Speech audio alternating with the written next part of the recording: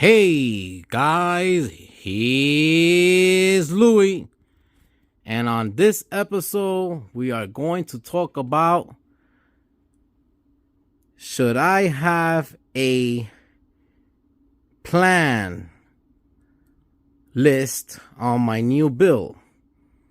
So for you guys out there, all girls out there that have bought themselves a project just like I did, and don't know where to attack or what should I get, what should I be looking for, which sheet metal should I buy for the car, how do you go by of where am I gonna approach the car first, what I'm gonna do first. And the reason this came to my mind is because I have a big mess in my garage. I want to arrange the corner there.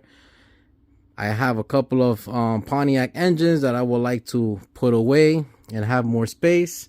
So with that said, I am going to say that number one on the list is arrange your space.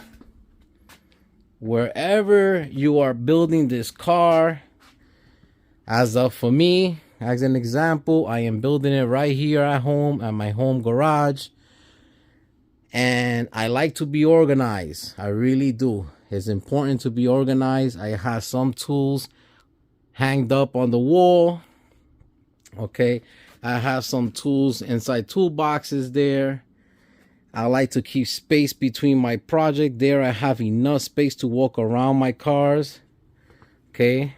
As you can see, I have more than enough space, and also space at the back. All right.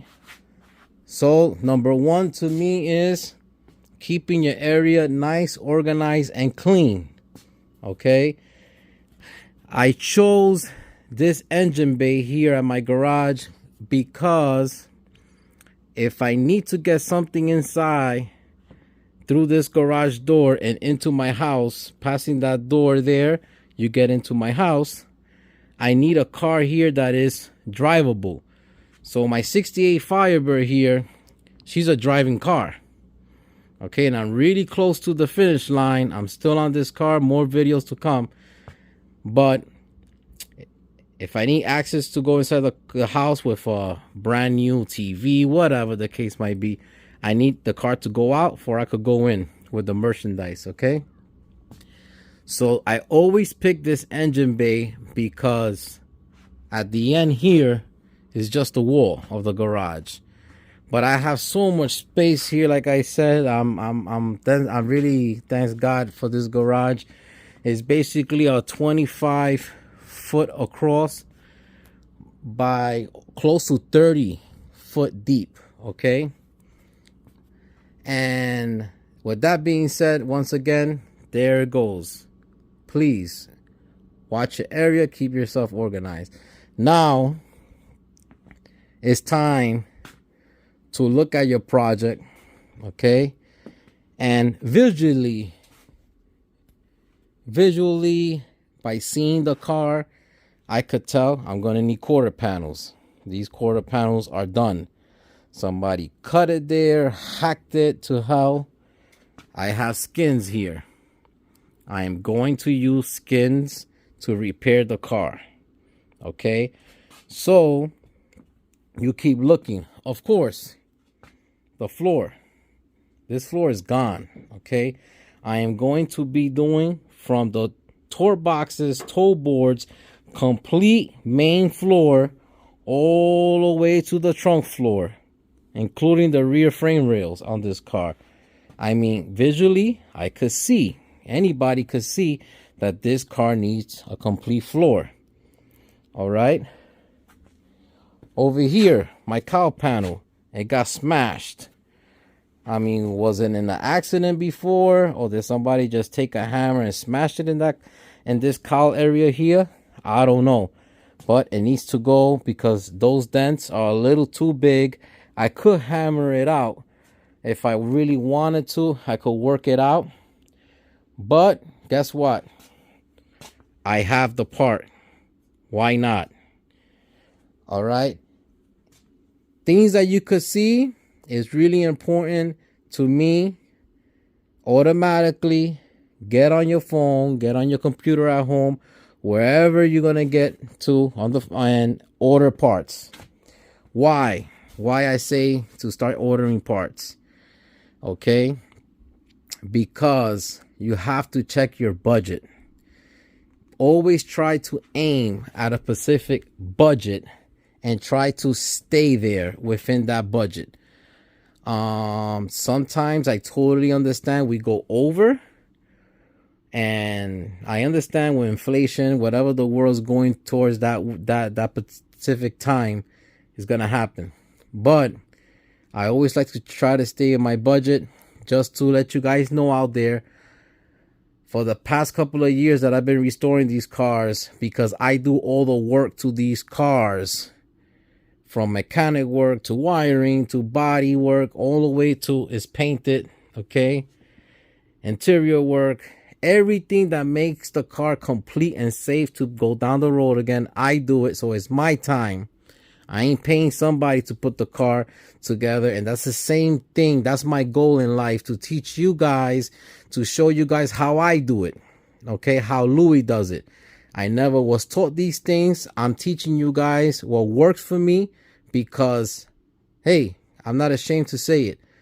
As I started this, I made a whole bunch of mistakes, and I fell on my face. But guess what? The most important part about it is that you learn your mistake.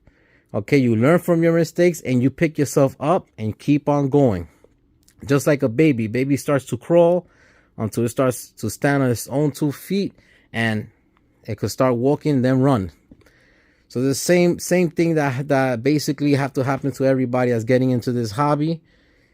Take baby steps, okay, and you'll get your project done, and you'll save a lot of money you doing the work. So with that being said, start ordering your metal. Now you guys are gonna come and say, oh, which metal panels, which body panels should I stick to? AMD, OER, there's a whole bunch out there, Dynacorn. I have used all of them. Absolutely, I have used all of them. And you know what I have to say about that? They all have problems. Nothing is like the real thing, okay? And with that being said, remember, from the beginning, when these cars was built in the 60s, they was never perfect to begin with. But with a little tweaking here and there, you could make them real close to perfect, and even looking better than the day they was built.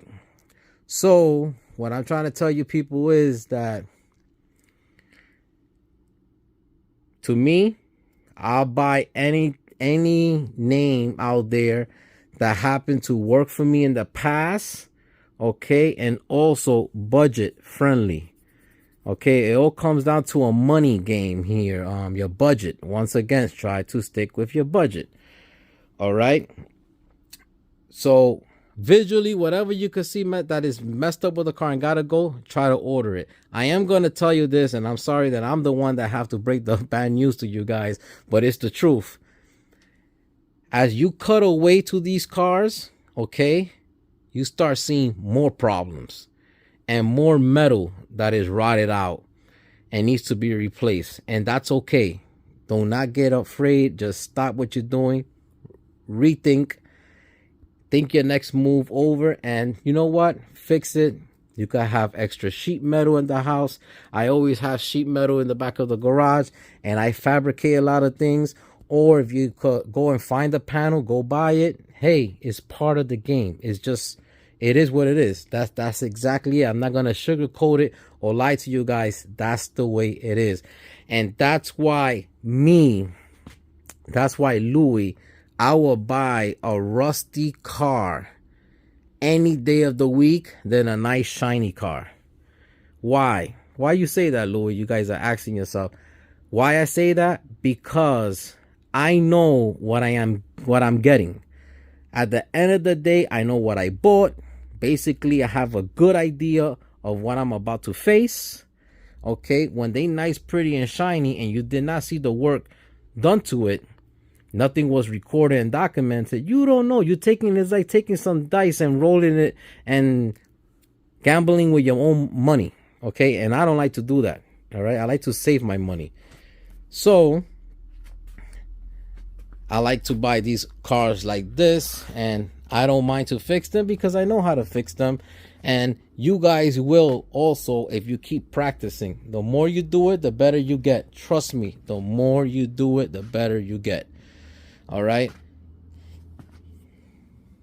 Remember how this car used to look, and look at it now.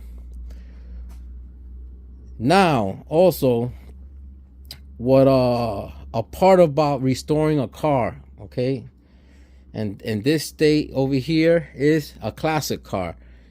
Your investment is also going to go into tools. You have to try to get yourself set up with tools.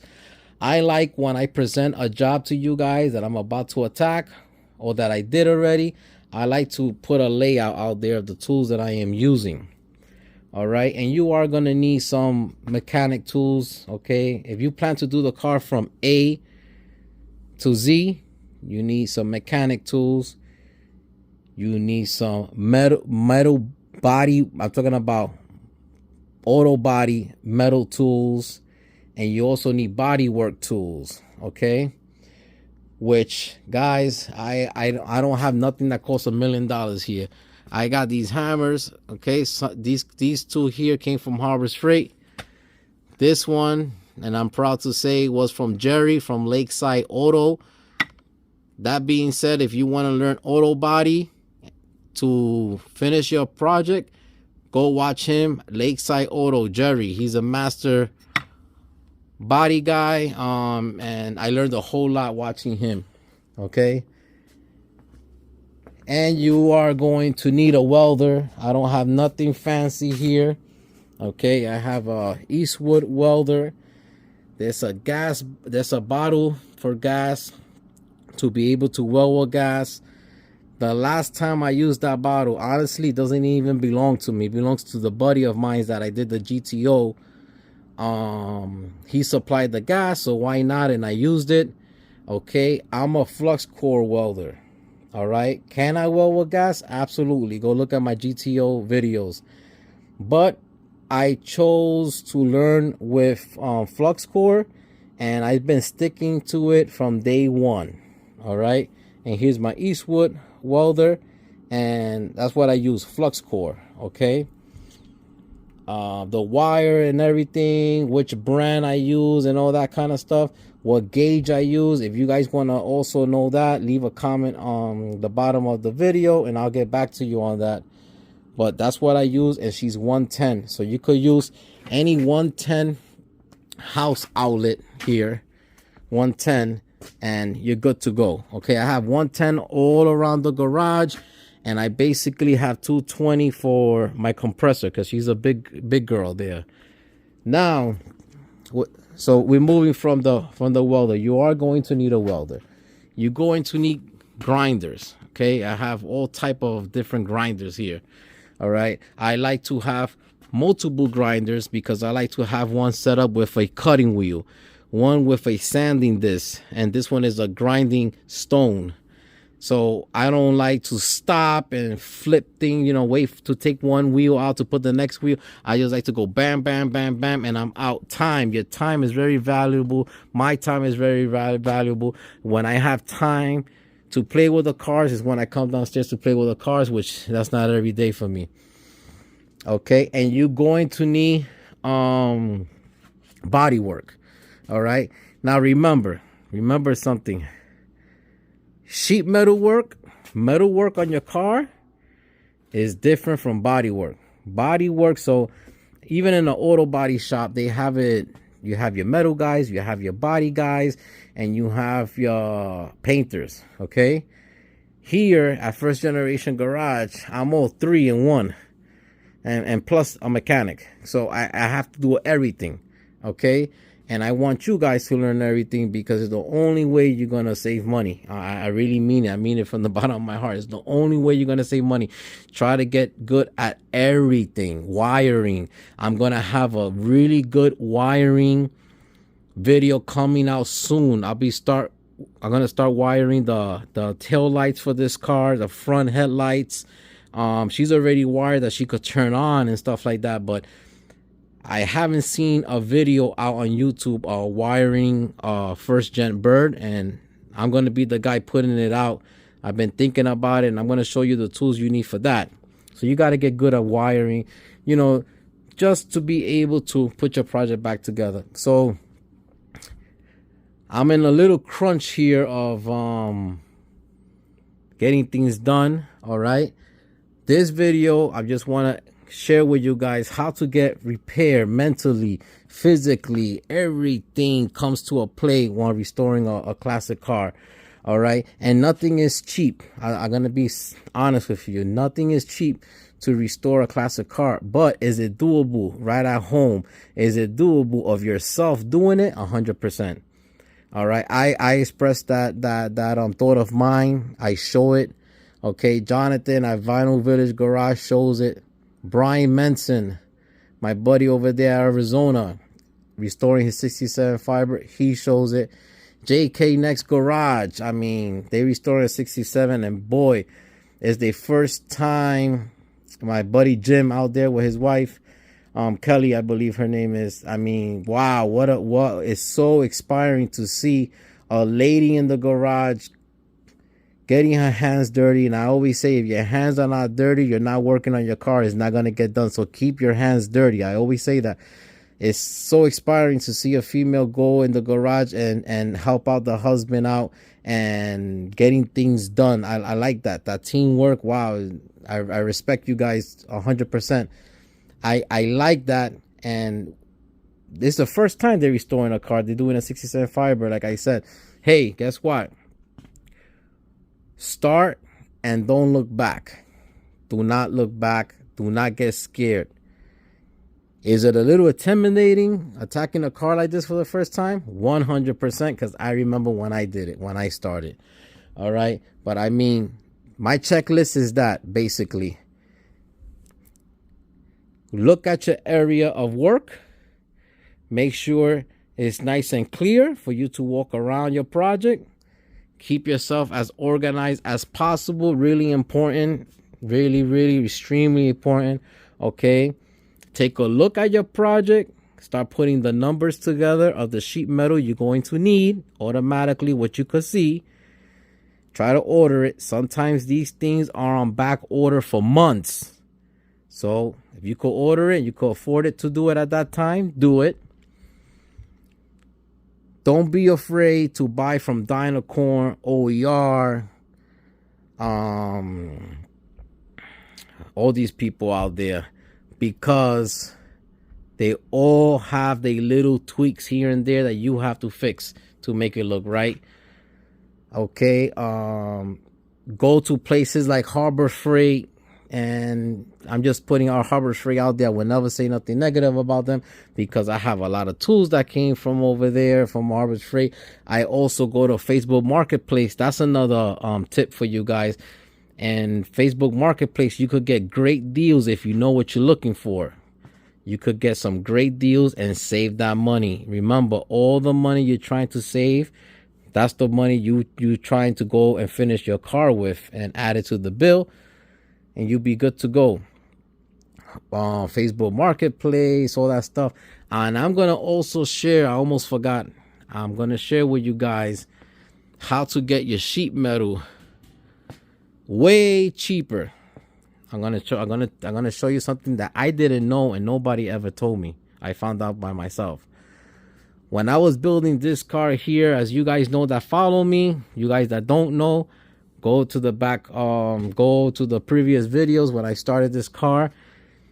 I needed a lot of sheet metal for this car. This car was a junkyard car. It was literally going to get crushed in 2 weeks, and I saved it.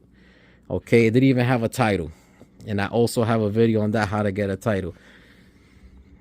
So what I did was I called Ames Performance. They are a big Pontiac company, and they have a whole bunch of sheet metal parts for these cars. Okay, in my book, they are like #1 to me when it comes to restoring these cars. I love Ames. Okay, And I got on the phone, and the gentleman at that time talking to me said, "Oh, you live in Pennsylvania. Why not drive to the next car show?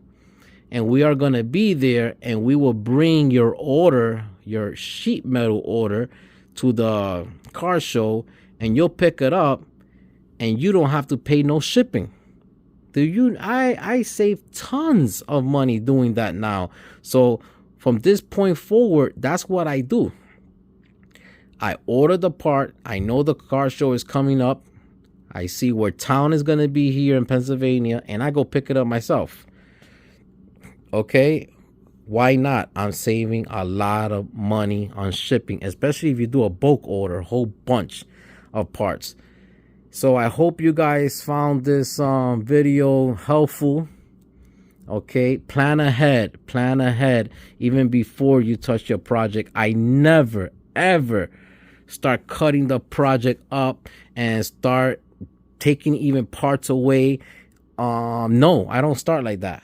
I take a chair, I sit down, and I stare at the project, literally stare at the project, and I start thinking. My brain starts going, and I start thinking of the sheet metal. I start getting a pen and paper. Let's go. Sheet metal. I need this, I need that, whatever I could see. Parts that you're missing. Okay, instrument panel, steering wheel, seats, whatever. Start writing that down, because if the price is right, you might run into it. Know your list. Take a picture of your list, have it on the phone for when that part comes up. Marketplace, car shows, swap meets, you could pick it up right there, because you know you have your list and you know what you are missing. Extremely important. Well, guys, with that being said, I want to give a special thanks to all my new subscribers. I'm almost hitting the 1,000 mark on subscribers. And guys, share my channel around. Let's make my channel grow. And believe me, there is so much videos to come out there. Like I said, I have a wiring video. I have a video that I haven't released yet, how to make a 2 carburetor cleaner to a 4 carburetor cleaner, because they're getting really expensive for Pontiac. All right. And with that being said, the next time you see the Lovebird, the subframe here, it's going to go bye-bye. But I will explain the subframe, because I found something different here I never seen on a first-gen bird. It's correct, but a lot of people don't know. And subframe will be removed the next time you see the Lovebird. And my first attack starting the repairs is going to be on the dashboard and on the firewall. I always like to start with that, because it gets me in the mood and it gets me motivated. From there on, when you see this stuff that looks so crummy and rusty now come back to life, you want to continue from this point all the way to the back. You want to continue until she gets done. I hope you guys enjoy your weekend. I'm off this weekend and I'm going to be playing with the cars. Take care. Bye-bye.